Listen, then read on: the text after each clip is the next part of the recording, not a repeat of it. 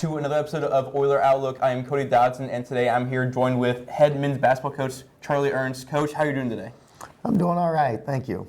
All right, Coach, let's get right into it. Your most recent game was last Thursday versus Cedarville, which ended in a 10-point, 75-85 loss. You're up 1 at half, but it sort of felt like the Yellow Jackets just couldn't miss in the second half, and made it tough to keep the pace. What are your thoughts about the team's performance and the way the game unfolded overall? Yeah, you know, I think the first half was a hard-fought game, kind of played out, similarly in terms of us getting our feet wet against that zone they were playing. It's a 3-2 zone. It's not a zone that a lot of teams play.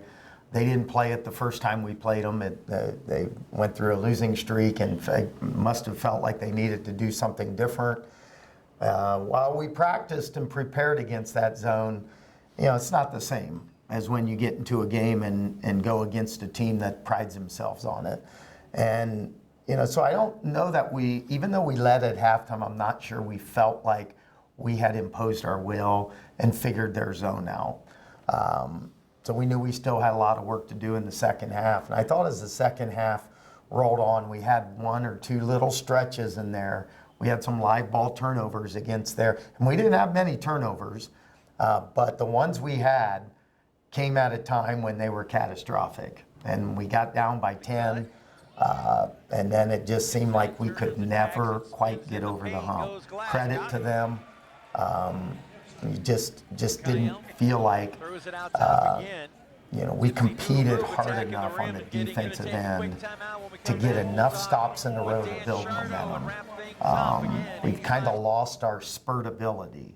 That's been a big component to our program the last year and a half. And here as of late, we just have not had that spurt ability, and we got to get that back.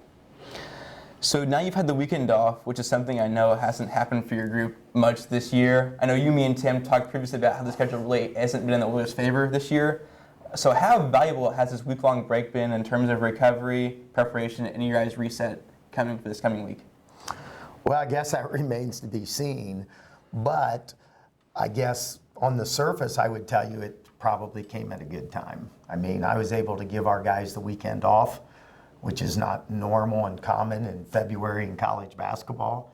But I think following that Cedarville loss, I think our team needed to be apart for a couple days. I think it was good. It was a good reset, a good opportunity for the coaches to kind of evaluate really the last month, not just the last game, but the last month, and try to figure out what we got to do coming into the last week of the regular season here to get some wins. So probably when you look at it from that standpoint, I think it was a good break. Absolutely. And now looking ahead, you're on the road Thursday versus Hillsdale, a matchup that ended close in a close 72-78 loss here in Croy. And you come back home on Saturday to face Ashland, which is senior day. We know that was an absolute dogfight in the last matchup. What is it going to take from your group to navigate through these tough matchups and put yourself in a position to finish the regular season strong? Yeah, we know that Ashland game looms at the end of the regular season, but we have so much respect for Hillsdale, and they beat us here. Very tough loss for us. That we understand and know that all of our attention needs to be on them. They're typical Hillsdale. They take a lot of pride in their motion offense. They're not very predictable there. So you kind of got to guard the unpredictable. Communication becomes ultra important. And then defensively, they take pride in making sure that they stay in front of you.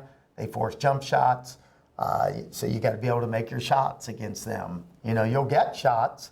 They're not going to try to be overly disruptive, but they make it difficult that if you're not having a good shooting night, it's kind of hard to break through their defense. So I think we got to be tough enough and patient enough to maybe run the shot clock down if that's what it's going to take.